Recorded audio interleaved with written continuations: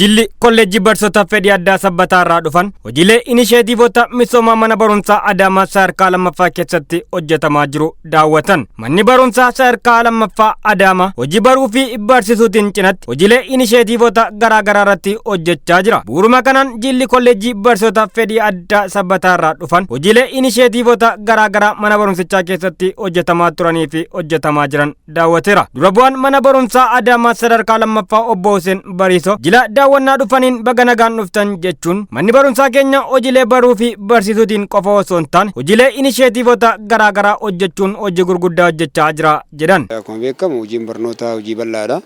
Hojii bal'aa kana hojii jalqaba gannaa irraa qophii gannaa irraa gallee hojii bal'aa hojjetaa kan turredha. Kana keessaa tokko inisheetiiviiwwan garaa garaa inisheetiivii gara biiroo barnootaatiin bocaman akka magaalaatti bocaman akka ammoo Oromiyaatti bocaman hedduu isaa hojiirra oolchinee jirra. Kanaan wal qabatee jalqaba galmee barattootaa irraa eegallee saaqinsa mana barnootaa irraa eegallee bara kana hojii bal'aadha kan hojjetaa turre. Gaafa saaqinsa akka Oromiyaatti mana barnootaa kanarratti saaqinsi kan gaggeeffame.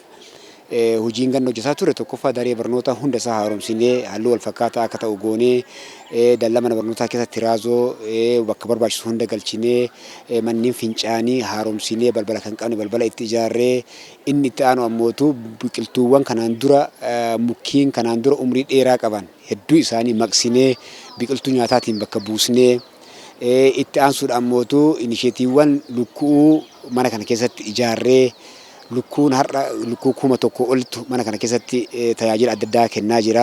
Killee barsiisota keenya dhiyeessuu dandeenyee jirra. Kana malees rakkoolee gama nyaataatiin hawaasa keenyatti baataa jiru seenaa goonee darbuu qabna jedhan. Kan rakkate gargaaruudhaanis manni barumsichaa shoora olaanaa baachaa jiraachuu dubbatan. Qabeenya harkaa qabnuun waan keenya bulfachuu akka dandeenyu.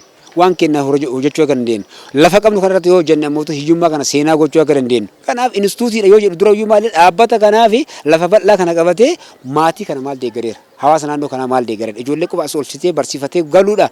Kana irraa adda ta'een waa hunda keessa gallee hojjetaa jirra jechaadha. As amma killee uummanni hawaasa naannoo kanaa dhufee gatii salphaa gatii barsiisonni keenya barattoonni keenya bitatanii asii bitatanii galu. Waan keenya jedhanii dhufan killee 10 jettee haati takka kaatee dhuftee yoo bitattee asii galtu ana baay'ee natti tola.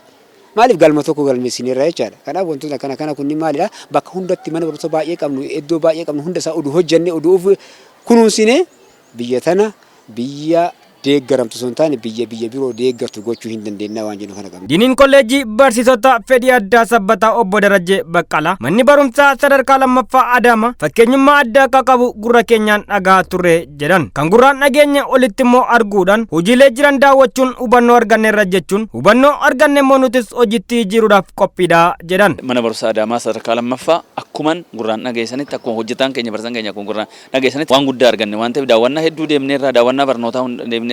Daawwannaan keenya kan biraa immoo misooma tarsiimoo mootummaa tarsiimoo qonna magaalaa mana barnootaa keessatti manni barnootaa of danda'u galii of danda'u qulqullina barnootaa irratti hojjechuu tokko ta'anii hojjechuu hooggansi qajeelchuu hooggansi of duuba hiriirsuu hojjetaa isaa barsiisaa uffaana hiriirsuu sanas keessatti agarreeran ta'e waan guddaa argine kana irra deebinee waraabbanne maal waan kana hin qabna waan ta'eef hojii masanitti yaada walitti finnee hojiitti kudha kan jedhu waa baay'ee amma yeroo gabaabaa keessatti hojiirra oolchinu jira wanti jalqabnes jira garuu Staafin keenya hojjetaan keenya barsiisaan keenya yaada tokkoon dura mari'atanii namni yaada tokkoon oo ka'e waan baay'ee hojjechuu akka danda'u wanta abdii guddaa qabna warra dhufee daawwate kunis akkuma abdii achirratti kaasan kana abdii kanaan gallee hojjennaani nuyi fedhii guddaa qabna jechuudha gallee waan baay'ee hojiirra oolchina jechuudha. Hirmaattonni daawwannichaa tokko tokkos gama isaaniin manni barumsaa Adaamaa sadarkaa lammaffaa hojiilee gurguddaa mootummaan karoorsee hojiirra oolchuun hojii boonsaa hojjeteera jedhan. Gaafa daawwii kana gaggeessinu keessa isaatti wantoota baay'ee argine akkuma maqaasaa akkuma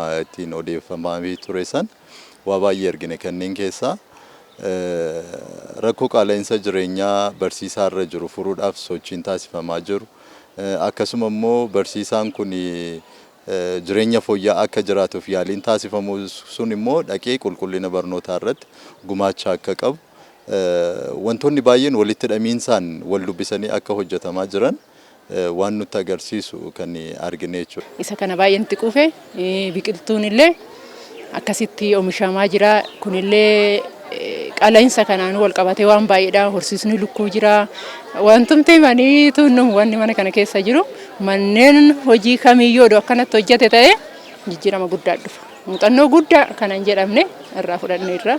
Kana keessaa muraasa hojiitti kun dirqama keenya ta'ee yaadda.